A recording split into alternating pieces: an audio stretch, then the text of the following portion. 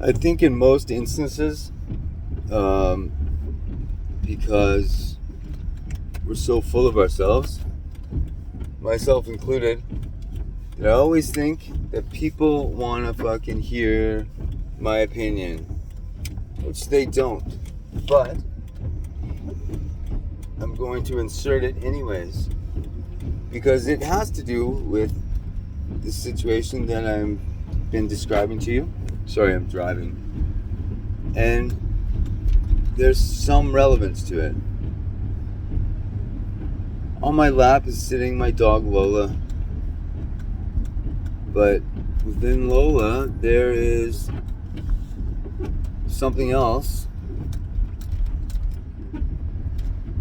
The being that came through the portal in my apartment 7 months ago, attached to my dog. It's intelligent, and it's fucking has a purpose.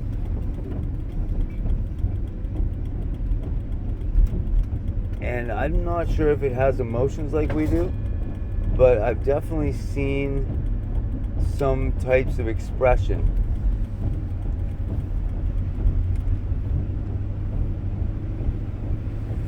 And I call it Creature, and it listens, answers to me now. And I figured out, for a while, she wasn't eating anything, man. And I been trying to figure out how to get her, I've been feeding her water through a syringe. And it's just been fucking heartbreaking. But I figured out now that if I put a treat out for both of them, one for Lola and one for Creature, I don't know, maybe it was just a well-oiled ploy to get two treats, but it seems to work so far. So, but I'm telling Creature, okay, I'll explain this to you. If I touched on it before, this is what I assume, to the best of my knowledge, these creatures are doing here.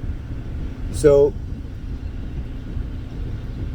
I called my friend Jay from Vancouver to come here and help me because I didn't know what to do. My dog appeared to be possessed of some sort. My girlfriend she didn't believe in any of that shit, so I was basically on my own, as usual. So I called my friend Jay and he came over. And so at this point, I'm fucking clutching to a cross and praying to Jesus, man, because I really want to help my fucking dog. And this thing that is apparently taking control of her, for all the best we can figure out, it's a fucking demon. That's as close as explanation as I had, So, anyways, fucking Jay's there, and he decides to take a nap on the couch, and my dog Lola, who's fucking looking pretty fucking demonic in her own right, he fucking wakes up, or he gets up while we're sitting there, and his fucking eyes are fluttering, and he's gasping for air. He's and I'm like, holy fuck, dude, are you alright? I thought he was kidding at first, and he kept doing it, and I started praying, fucking Jesus Christ, man. I'm like, Jesus, help my friend, please. I don't know what's happening. Jay's never been a guy that has seizures or anything like that, so he's there fucking gasping for air, and she's just laying on the couch. This is very shortly after this whole event happened. And he breaks free from this seemingly whatever the fuck it was. And he screams, he's like, get out. He screamed at the top of his lungs, get out.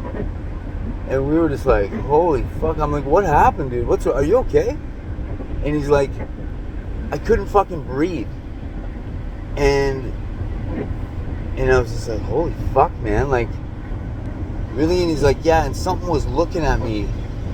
In my dream, something was staring at me, and it cut my fucking breathing off. I couldn't breathe. But he said he's had some experience before with energies or whatever, so he's mentally a bit prepared for that kind of thing, which I buy.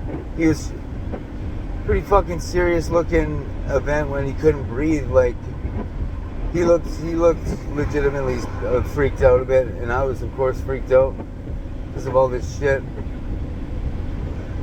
And anyways, on it went. On we continued to try and figure things out. But fast forward a couple months later for a second, and I'll tell you that, you know, I had mentioned I was having these fucking dreams, these weird hellish dreams, which in my mind at the time seemed like they might be of demonic origin. It was, like I said before, people like you and me, but not quite the same. Evil, fucking vampiristic, cannibalistic. It was just fucking weird. Anyways, so I'm sitting there, I'm laying there sleeping, and I remember in my sleep, in my dream, all of a sudden I couldn't fucking breathe, and I started like really trying to get a breath out in my sleep, and it wasn't happening. And so I like started clawing and fucking at whatever, and it was the bed sheets that I was clawing at, and I called out to Tasha. I like screamed the best I could, like a half scream, half gasp, and she came over and fucking shook me up and woke me up. And I was like, holy fuck, man, like I couldn't breathe. And Lola was sitting there on the bed, and after this, you know, that being 2 times that this has happened, I looked to her wondering what the fuck was going on. Okay, so anyways, on it goes. Lola and I, Lola the dog, the pure dog that she used to be, we love each other so much, and we have a very interesting and deep connection.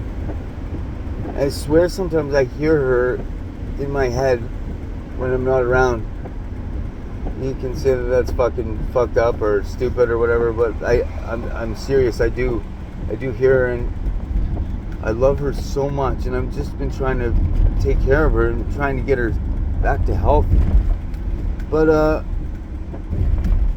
so those dreams, those events of the sleeping and the missing, the gasping for air and stuff, that's scary enough. But this next experience is really key in what I believe to be the purpose of these creatures, and unveiled is that in my dream, one of my dreams a while ago, maybe a fucking 2 months ago, I was I was going paralyzed, and it was like shit. It was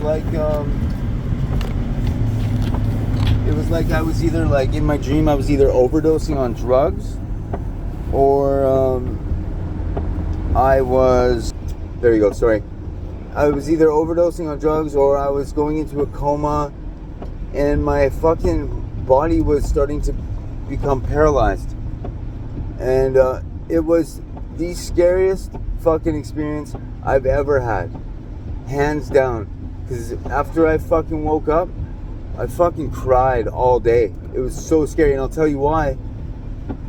I was becoming paralyzed, and from the feet up, and I could feel my muscles like really knotting up from the feet up through my neck, on my legs and arms, and into my neck. And as that was happening, I started falling backwards very slowly, and I could see in my peripheral vision, because I couldn't turn my head, that I was falling into blackness. And right at that fucking moment, I knew without a doubt that if I had to have let that experience happen to its full extent, I would not be in my body anymore. And I also knew right at that moment, and take this for what it's worth, but I'm fucking dead serious, man. At that moment, I realized what these things are doing and how they're doing it here. And what is happening is that they are kicking people out of their bodies and occupying them. It's like Avatar for them. We'll never get to go into somebody's body and run around. It's their version of Avatar, and we are the blue guys. Now, I believe that this creature that's in my dog is the first type of being to come through the portal. It comes through, it enters the pet, and here, I gotta pause this 1 sec.